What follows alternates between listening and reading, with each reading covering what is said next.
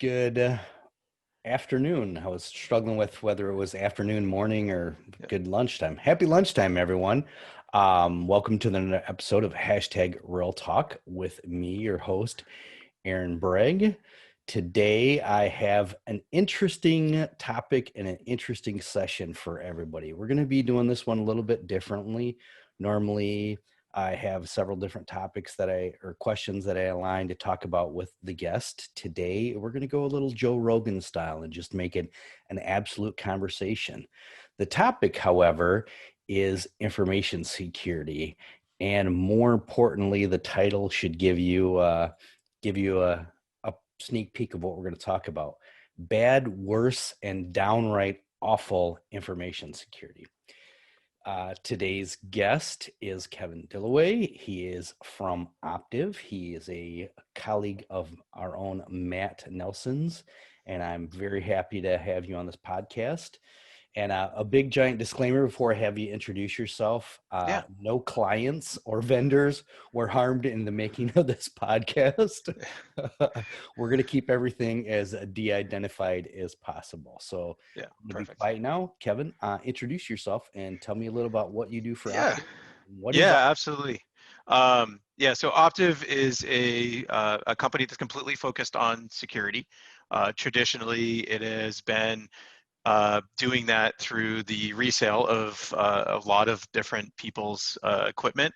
But over the last decade or so, it's been getting more and more focused around the services aspect of that as well, and being able to not just provide a box in a lot of cases, but also be able to provide the expertise in order to leverage those things correctly. And I'm actually in one of the, uh, actually, I think it is the newest team within the Optiv family, which is called cyber digital transformation, right? Which is a buzzword that about every 10 years seems to come back and it becomes the most critical thing in the world, and how can you live without it? But basically, we deal with everything that is from a security perspective that leverages cloud type technologies. So my background actually is been at Optiv for a little over 3.5 years, mostly on the delivery side, as well as a little bit of pre-sales components in there, and actually came from Microsoft, right? So started with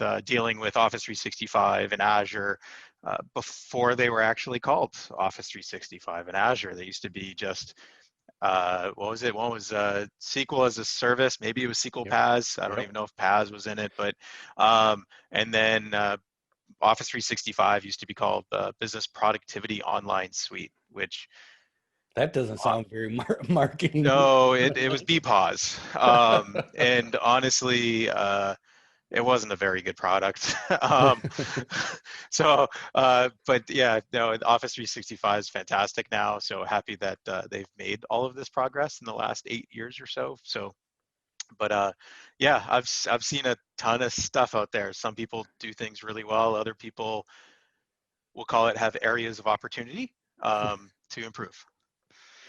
All right, so let's jump right in because I'm dying and I promise not to grill you to try and Yeah, figure out who it is because like I said, we're yeah, not harming any clients or vendors in this. yeah. Um, there's got to be in your experience, there's got to be one that just really there's probably several, but what's the one that just really jumps out that when you got in the meetings with that company, you literally had to not, scream inside or accidentally blurt out loud, "Holy bleep." Yeah, there's a few probably that go there.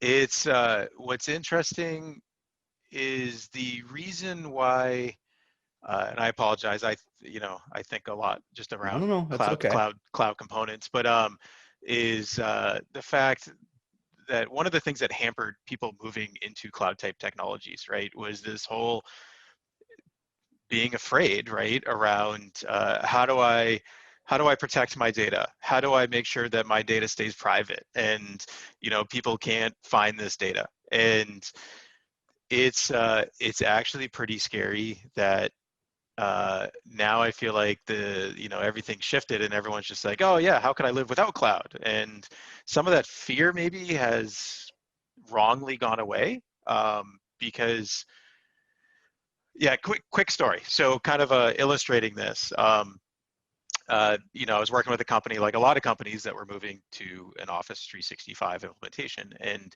this happened to be a banking customer. And so, like Which are most, normally pretty good, right?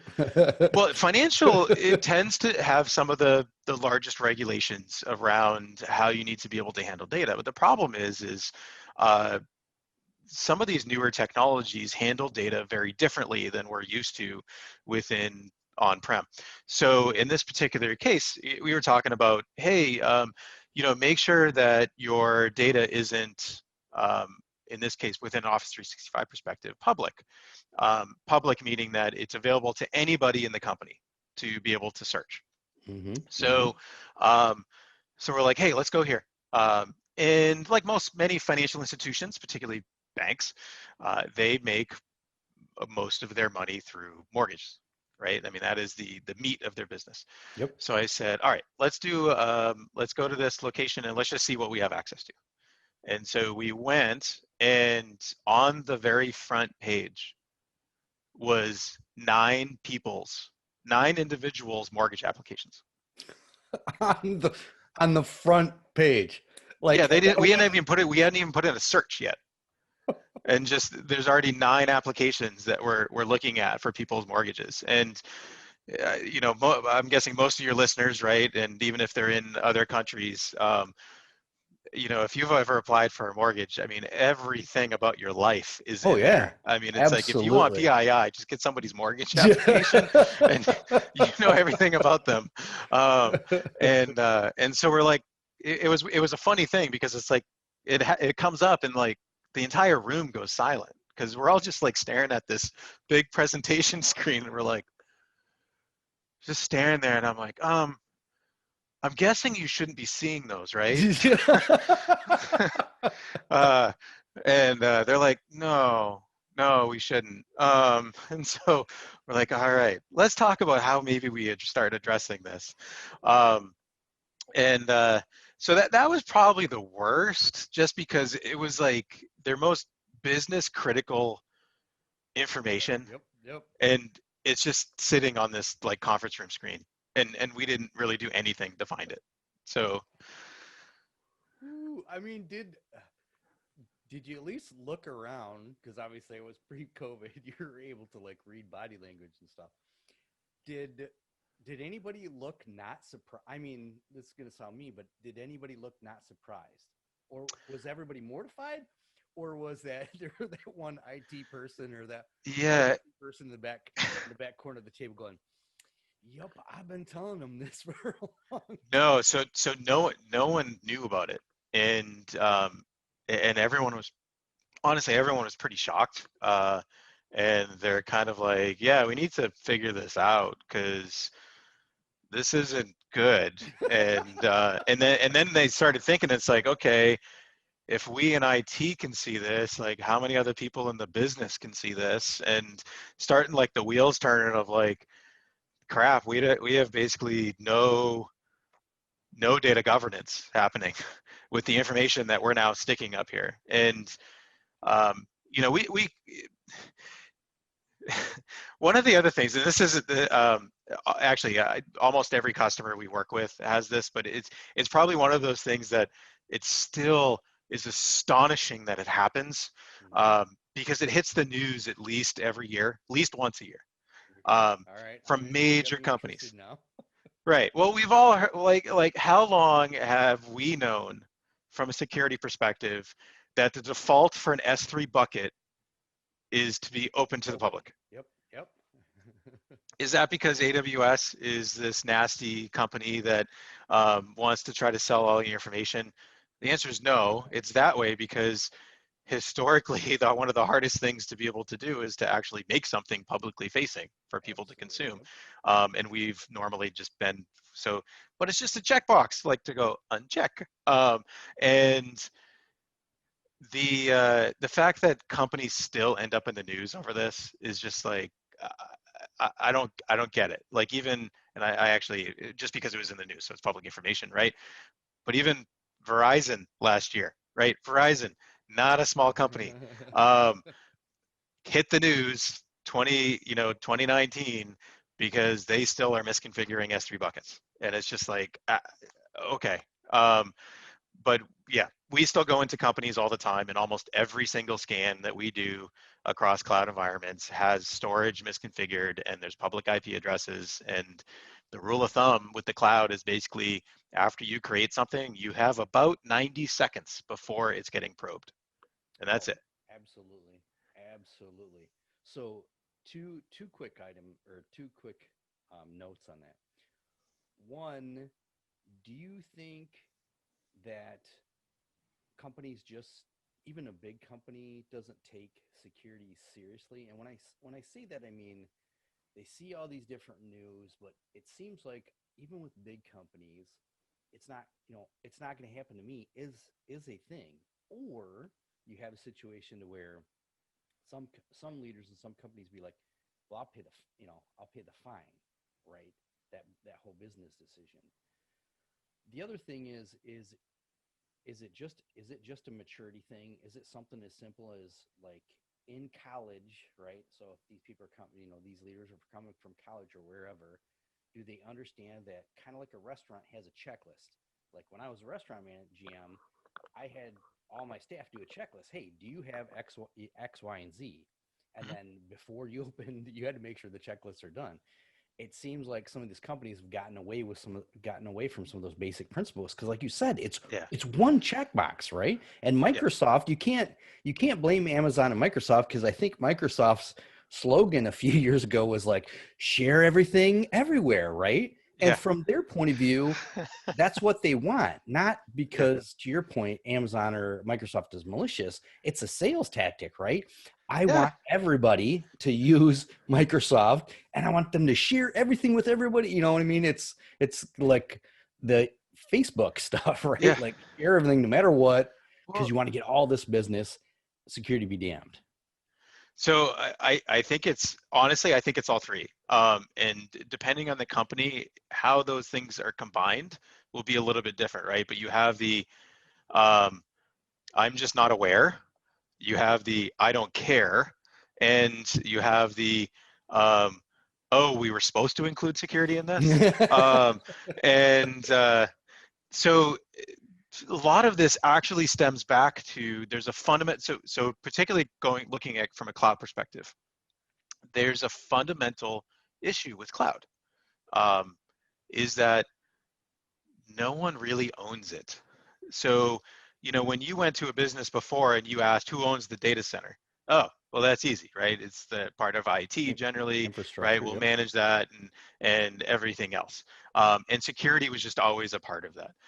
The problem is now you live in a world where um, the same people that are developing are also generating networks, they're generating storage, they're generating, right? And they can all do it with a credit card without IT's involvement in the entire thing.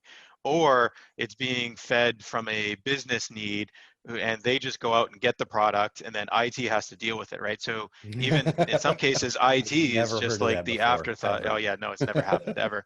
Um, but the fact is the business owns more and more of the budget in general across all of IT. Hmm. Hmm. And with that, they're driving the conversation. And for them, it's they want to go at the speed of business. And if if security can keep up with that, good. But they don't necessarily care about that because what they care about is whatever the outcome is.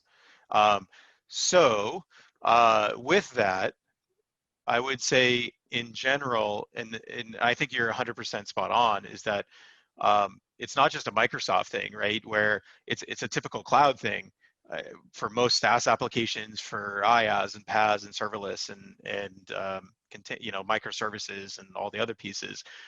It's all about being able to share anything you want with anyone, anywhere, on any device, um, and do At it in any a time. heartbeat. Yeah, um, and is that a bad thing? No, that's an amazing thing that we've never been able to do before with the technology. Uh, and the other nice thing about the technology is that the configurations are there, right? They're sitting there. They're waiting for somebody to do something with them. Um, but from the people that are driving this charge, they don't care about the configuration. They care about, again, about the outcome. And so one of the things that we try to work with security teams on is to be able to be interjected into the process, and do it in a way where they become an enabler, not, you know, a roadblock, or hopefully not even a speed bump. And um, and it's like through security that we can not only achieve this outcome, but we can actually do it in a manner that we end up more secure, hopefully, or at least as secure as we were before. But it's a weird time that we live in, because the amount of data we're generating, the amount of everything else, and it's tough. And a lot of people just don't know because it's new and they think they can do things the same way, and it just doesn't work that way. And again, I'm not going to name any names, but you know, a lot of people try to shove in, and this is, you know, some bad. I'm going to It sounds put like this under another story. It sounds like bad another story security, coming up. right? And this is but this is a typical pitfall that people fall into, right? Because you know, I've been doing IT for, the way I think I put it is I've been getting paid to do it for about 28 years at this point. And you know, it's like I have that whole history of like, this is how I used to do things. And a lot of people that are starting to try to do these new ways try to just bring those old ways to do things with them. So when they go to cloud, they're like, oh, I need a virtual firewall. And this is not me stating that there's never a need for a virtual firewall. It's just that they're like, well, that's what I've always done, so I'm going to stick this you know, network virtual appliance above my application, not realizing that that NVA now becomes a bottleneck. Yep. And so now, you know, in this particular company, right, the vendor that they were working with, they could only do a certain amount of bandwidth. Mm-hmm. The problem was, Because you're is going that, cloud, they're in the middle, right? Like, no, so this was completely cloud actually, and everyone was getting there sorry. through cloud. Yeah, let me But rephrase that. yeah, Because you know, we have a lot of listeners, small and medium yeah, businesses. So when we say getting in the middle in the cloud, it's where you have to put stuff in between, say, Microsoft and mhm, Facebook. You live, you know, your yeah, like you said, your stuff lives in between, and you know, pipes are only so big, and correct, processors can only handle so much information. So right, sorry, I and had to yeah, explain what you meant by in yep. Yeah, and so in this case, you know, the application was taking about 10 gigs of input within a given amount of time, and the NVAs could only handle a gig throughput. So, which means that I now needed to set up 10 virtual firewalls in order to service a single application, which is, it was like the most ridiculous architecture that we've ever seen. And the fact is that if we just re-architected that whole thing, we wouldn't have needed any firewalls, because we would have been able to get the east west plus the north south visibility that they were using that firewall for. Now, is part of the problem one, either you have, you know, architects that are used to doing it a certain way and Mhm. just not knowing, or worse, because I've seen it, not wanting to know, right? They're Yeah. close to retirement or whatever. Don't want to learn. They don't want to learn anything new, right? So they're just gonna, this worked here, so I'm gonna put it out there. Yeah. Oh, all the Or time. is it something where business, and I've talked about this before, that businesses don't understand how powerful having a good business analyst is to go through those requirements, right? Yeah. Because to me, as a former BA, when you said your stuff needs to handle 10 gigs, like that's a minimum requirement, right? Like on Right. my Yeah. project definition plan, I'd have put a line saying, hey, the minimum is 10 gigs. And then Yeah. later on, when you got a vendor going, hey, well, you know, this whiz bang next gen, we got to come up with a new slogan. Everything's Yeah. next gen, right? Yeah. How many next gens are there? Forever, I guess. You know, The this new next next gen, gen. the new next gen, you know, this can handle 1 gig. and then somebody in that meeting just going, wait a minute. Okay. 10, 1, 10, 1. Yeah, it's Is it yeah, both? Is it really that yeah, bad? Is it both? yeah. It's I'd probably say it's both. The I, Honestly, I think most people, and interestingly, I think some of the, I'll say it, the more experienced individuals in IT are actually some of the ones that are advocating harder for the changes. And I think some of that is because um, we're competing against the younger guys now. And we need to stay relevant. So if we keep advocating for these old ways, like we basically advocate ourselves out of a job.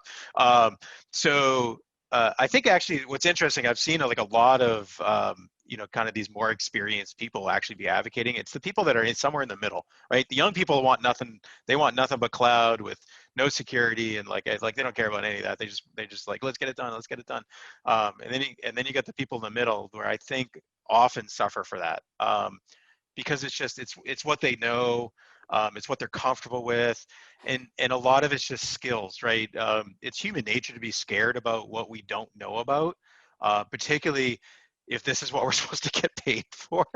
um, it's like, oh my gosh, I'm gonna lose my job, if we do it these ways, because I don't have any experience doing that. And I would more look at a perspective, and this is what we try to again communicate to customers is like ease them, ease into this stuff. Is that you're not going to get yourself out of a job. You're just going to build up your resume, and by learning new ways to do things and think about things a little bit differently, because um, you don't, nor many times should you do the same things the same ways, in another location. And one of the things we hear all the time, and it's been a cloud myth, I think, for uh, I don't know, at least a decade, I think at this point. It's going to And save it's you actually the money. same myth that I heard back when I was at a large financial institution out of Boston, when we started moving to virtualization. And everyone's like, oh man, virtualization, it's going to save us so much money. Um, Virtualization never saved anybody money, right? But the fact is did I spend more? Yes, but I got more capabilities. I could do things faster. I could integrate faster. I could deploy faster. I could be more agile, right? So it's like, yeah, it cost me more, but I could do things better. Um, then the cloud came out, and everyone's like, I'm going to save so much money by going to the cloud. Um, no one saves, I don't want to say no one, I'm sure there's somebody, some listener that's out there that'd be like, no, I saved a ton of money. um, but most companies do not save money when they go to the cloud, simply because they start doing things that they've never been able to do. Or back to the question that you asked, um, they start doing things the wrong way, and which means that you're putting in a whole bunch of services that you don't really necessarily need sitting there, um, which are costing you money, because everything in the cloud is based on the consumption. And so you consume it, you pay for it. You don't consume it, you don't pay for it. Which you bring up something that I didn't think about championing with small and medium businesses on, especially when it comes to cloud.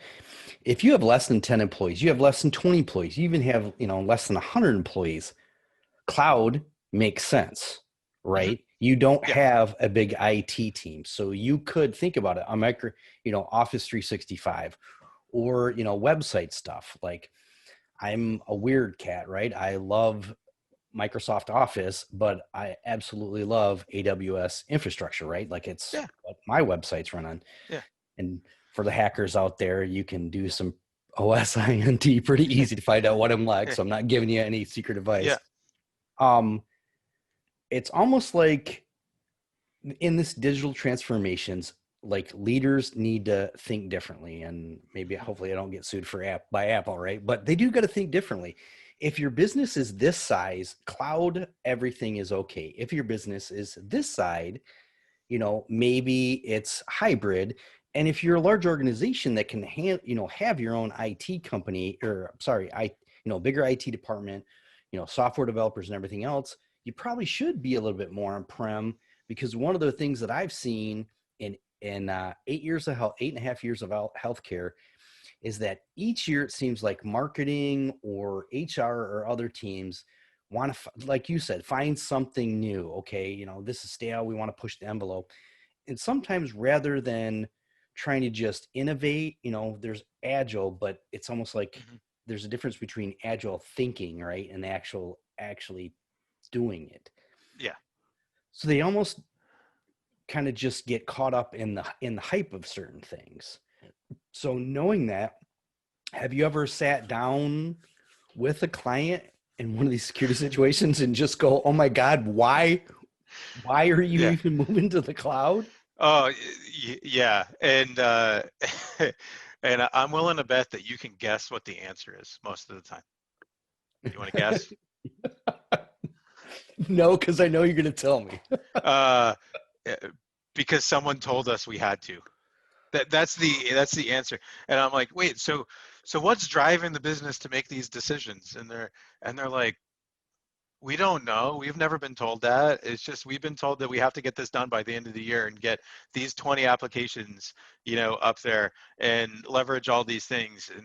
And I'm like, okay, I mean, we can help you do that, but I'd still have to know why. Um, because it's like if you don't have issues, right? And this isn't a horror story, but um, this is kind of an interesting example. Is that there was a customer, and this is the right reason to move to cloud. There was a large insurance company that we were working with, and they uh, they had an older application. This was their customer facing application. This is where, Mhm. 1 million subscribers, a month were going in and accessing their information, right? I mean, that's a really big deal from an application perspective, but it was end of life. There was just things on the back end, right? They were old, they were obsolete. And so they're like, hey, wouldn't it be cool if we can move this to the cloud, and then it's easier to iterate. We can become more, as you stated, Agile. agile, right? And we could actually run this more like a mobile app than we do this big monolithic, application. So they went all in, and we had to work with them on containerization and, breaking everything down into its microservices. And we tried to tell them, um, maybe your main production app isn't the right place to start. Maybe we should start with like a small app that you don't necessarily care about as much in order to like build out your cloud infrastructure. And they're like, no, no, no, this is the one. And we're like, Oof. okay, it's like, this isn't the one we want to screw up on though. Um, Yeah, but but your bosses are like, cha-ching, right? Billable yeah, hours oh, because we we were want happy to help them, but it's like, but at the same time, it's like, we just want to go on record saying that like your this is first a bad application idea. should not be the most business critical one, right? Like, don't get your feet wet on what makes your company money. Um, because so, um, but anyway, it was really successful. But that made a lot of sense because you had all of this end of life on-prem components, and you're like, wow, we have this vision for this app. That's a great reason. Not great reason because my boss told me to, right? I think, you know, uh, a lot of people got in trouble with that argument in court systems after World War II. It doesn't fly, right? Right. Great ideas come from asking why, and people really should be doing that more. Um, I want to go back to something that you stated, because one of the things you asked about was, do people just not want to know?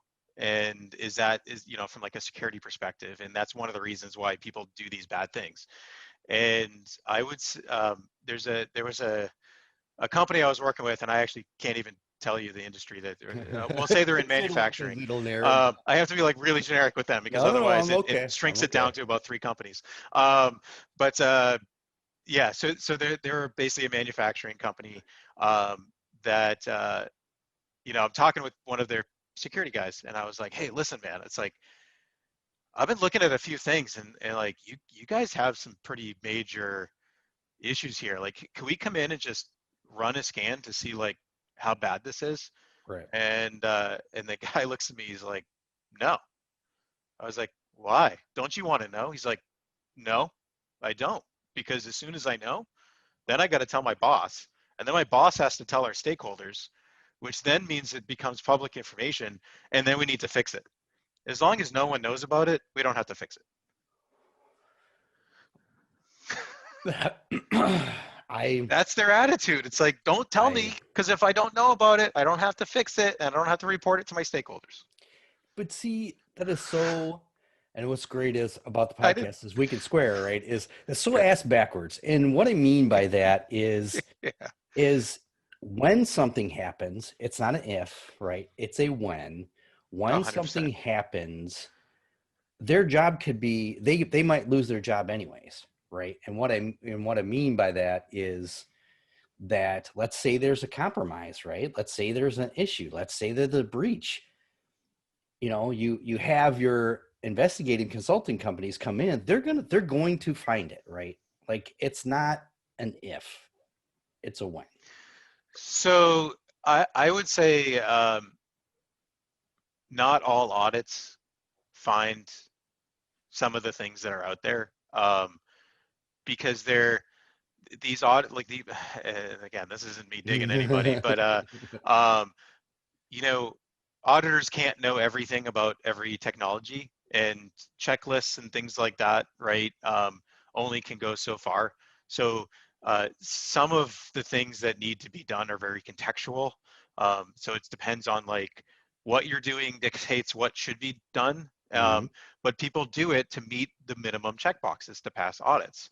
And the fact is some of this is being driven by and if there's anyone that's listening that controls budgets, I'm hoping they understand this. They need Is to listen and get this. right? Is that you know if there's so much work that we can't handle more work from like a security perspective, it does mean that we have to invest more, at least for a period of Yep. time, in order to get those things resolved. Because the ideal state, and we've seen people be able to get here, um, is you can make it a very steady state environment that's very manageable because you don't need people um, to be in the weeds all the time. That's what you leverage the technology for. The people are there just to help Absolutely. make the decisions, Absolutely. and this is where it goes back to agile too. Is um, there's so many amazing things that you can do from an automation perspective around these things. Um, no one's ever automated themselves out of the job. They've just gotten more work, right? So Right. That um, is that is no one, true. it's the people that learn how to automate stuff just get to automate more, right? I mean, that's that like you're basically preventing DevOps isn't yourself from going anywhere. getting out of a job. Yeah. Um, but there's so many things that you can do to bring efficiencies, but it takes work and investment to get there. So my advice is look at making sure that you're thinking about what are those end states that I want to be able to achieve, and just make sure every decision is moving towards that direction. Um, So I have a perfect example of that, and this could be a good lesson learned for some businesses that are listening. Is I know when, and I had an interview with him recently. My former CISO Lenny Levy came in to evaluate, my healthcare system's security. And while it was not terrible because we've had some good leaders before, um, did need work. But I think the problem when you have like a PwC or KPMG and stuff come in is they give you those executive reports and they outline everything wrong. Most of the time, I mean, it's their job, right? They rarely talk about, all this is great, to your point, back burner or maybe iterate this, like, here's everything wrong. You need to do all this at once. And I think part of yeah, the that's problem it's we not had, feasible. right, and we had is we literally, I think at the peak of the security implementations, I think we were doing like 16 projects at once, Mhm. and it was just too much. And we dropped the ball and stuff. Fortunately, we had, leadership at least say X, Y, and Z, and we got the critical ones done, right? Like, Mhm. you know, infrastructure related protection, email protection, fault deny, all that other stuff. Do you think that, and this is going to make, I'm right now, I'll probably never have KPMG or Yeah. Accenture or or PwC is never going to sponsor this podcast for what I'm Yeah. about to say. Are they part of the problem? And when I mean, are they part of the problem? They come in, they have their playbooks and everything else. They try and understand the business. They may have, to your point, worked with this finance company, but this one could be operate totally differently. Yeah. They're going to try and run the same playbooks. They're going to recommend the same stuff. the price to fix it is going to be exorbitant. And then, you know, the Optivs of the world have to come in and be like, oh, slow down a little bit. Or those of us that are left behind with the mess going, holy shite, what do I do? Because you can't stop, if you want Yep. to burn people out, have them be in the sock 24/7. Yeah, and that's a really it, I would say it's a really good question because And if um, you don't, if you're going to get in trouble, don't answer no, it. no, no, no, no, I'm the one no, that, like I said, I just got no. blacklisted It, by auditing companies.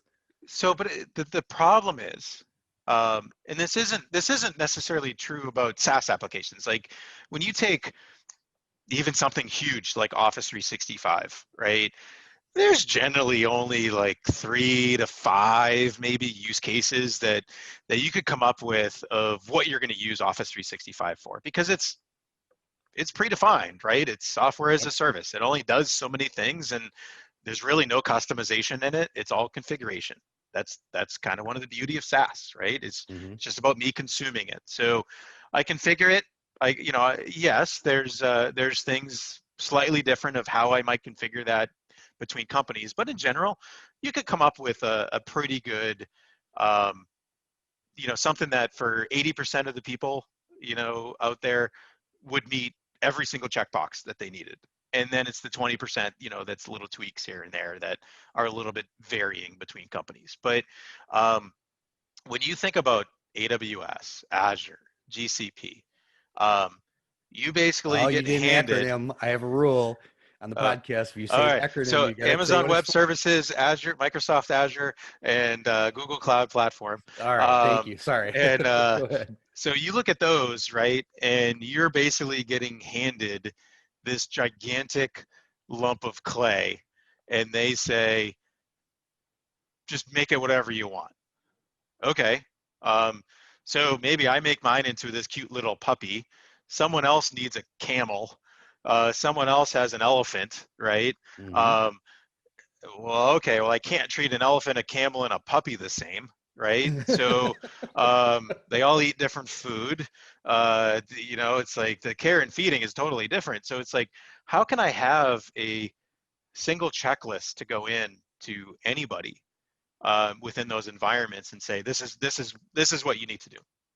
That doesn't work. So do I blame that on like a KPMG or an Accenture or anybody? No, I don't, because I've worked with a lot of those consultants, um, both now and in past lives, and there's some amazing individuals that, I mean, they know their stuff. So it's not. I don't think it's necessarily a company problem. I think it's the way that we're approaching a problem, because we're so used to having things maybe more defined historically than they are now. Mm-hmm. Um, and the way that we approach it is that, within those cloud platforms, um, we treat every workload independently. So, yeah, there's some holistic things that we need to make sure that you're doing, but this workload should not be met, like keep the same standards, right? If this one deals with PCI information, I am not going to treat that the same as this one that has nothing but publicly available information that's hosted on my website, right? Two very different workloads. So why am I going to treat those two things the same? Why am I going to use the same checklist? And so everything really needs to be considered and determined on a per use case, per requirements for that use case perspective. Um, and that's what really should happen. I think one thing that hasn't come up yet, though, that from a cringe-worthy things is about identities. So again, we're so used to having that the main perimeter for our on-prem is probably firewalls. In that, as long as we have that decent perimeter, I have a fair, I'm more comfortable with how secure my users are. Well, the fact is, you move to the cloud, even if you have some, some virtual firewalls, or you have a network virtual appliance up there, things like that. Um, that's still not your perimeter. Your perimeter is actually still your identity, and it's only your identity. And um, there's there were statistics that were released, and I honestly don't think they've gotten any better based on the customers I continue to work with. Um, so, uh, but it was like AWS did one back in like 2018, and it was something like only like 50, I don't know, between 50 and 60% of root accounts in AWS have at least MFA enabled for them, right? Um, in Repeat Azure, that number again because it was I like need that. 50 to it was I like 50 need to people to 60%. listen to Yeah. that. Well, it gets worse for Azure. So that year at Ignite, it was one of the Azure AD conversations that was happening, and the guy actually admitted he's like, yeah, we actually poll everyone who's a global admin. So a global admin would be the same as a root account in AWS, and they're like, yeah, only like 24% of those admins have MFA. Now, is MFA like the silver bullet that will never prevent anything? No, but No, it's a defense absolutely in not. depth. It's Yeah, better but than it's not like having it, right? it's kind of like saying, um, it's like someone complaining that their car got stolen and then admitting that they never locked the doors and they left the keys inside. Um, it's like That's a great. Sorry, it's listeners. like uh all right, um okay, well, I don't really feel bad for you, right? Because Right, it's like you took no effort to secure that car. right. um and this is the same case, right? So I try to illustrate, because a lot of people even in security don't understand, right, is that and I'm gonna purposely turn off my screen just so none of the notifications that are up No, there I was gonna show. say um we're but almost out of uh time here, but so yeah, so you start thinking about your phone, right? And every hacker in the world has a phone. um, but with cloud technologies, and again, most companies that I work with have not prevented this from being able to happen. um, is if I can breach an administrative account that has any rights within those cloud platforms, you're I can gain access from my mobile phone, and anything I have access to, I can wipe out. So, you start thinking about that from like an overall data center perspective, because the other, just, I don't know. I don't understand why people don't think about this. Um, who's generally one of the first people that gets, we'll call it like God access within cloud? Like who, people that are domain admins, right? hmm So a hmm domain admin that pretty much has full God rights on-prem, you're now giving full God rights with the exact same account in cloud, which now means you have a single point of failure that if that account ever gets breached, they can wipe out every single thing that you own. And it's like you have to start setting up those barriers, or at least set up MFA, Yep. so it becomes a little bit harder. Yeah. Um, but I've had to generally, argue with our yeah, DevOps team. Not gonna lie, DevOps team's like, well, we got to yeah, do this for automation. I'm like, well, yep, turn it off and on. But yeah, it's a fight that those of us in security are fighting every day. All right, yeah, I know I only got for a little bit. We've yeah, gone long, but these are some great yeah. conversations. I try and always end the podcast on a happy note. So out of these crazy stories, and man, you've had some good ones. Matt's right. You didn't disappoint, Kevin. Was there any where had a happy ending? Like you, hopefully with that banking company, you walked in and they had Yeah. all that mortgage information. Like, did some of them get it? Because I'm sure some of them didn't. Some of them did the checkbox thing, right? And then when cyber liability falls apart later, they're gonna pay the pipe later. Tell us a good one where you went in, you're like, oh my God, they left the keys Yeah. in the vet. And by the end of your engagement, they were getting it right. Yeah. And it's I'll tell you what.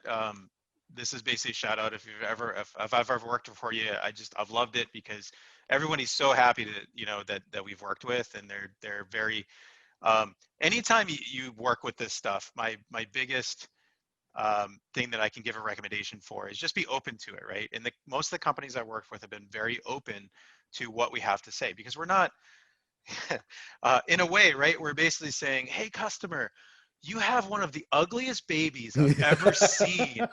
And like, oh, that thing is so ugly. But but instead it's, they take it as being like, okay, yeah, maybe a little bit of makeup and some blush, and we can make it. Um, no, but it's like lining up some of that stuff to say and be like, okay, yeah, you have work to do, but it's achievable. And here's how, here's the way that you could take this.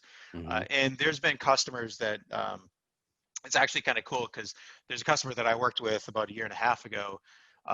And again, actually another financial institution. And they had a lot of work to do. I mean, there's just, they understood it by the time we left. We had it really well documented. Like, this is everything you guys need to start looking at. And we actually went back in and basically kind of reassessed them. Hmm. And, because they were like, hey, can you just tell us how we're doing now? And it was just so nice to be able to be like, yep, that's good now, that's good. And most of what we talked to about at that point were those much longer term things, those Yeah.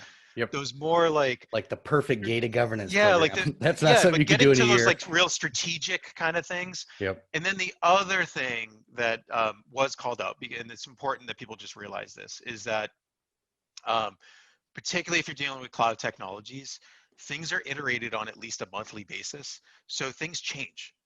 6 months, 12 months, things can be pretty radically different than when you originally looked at it.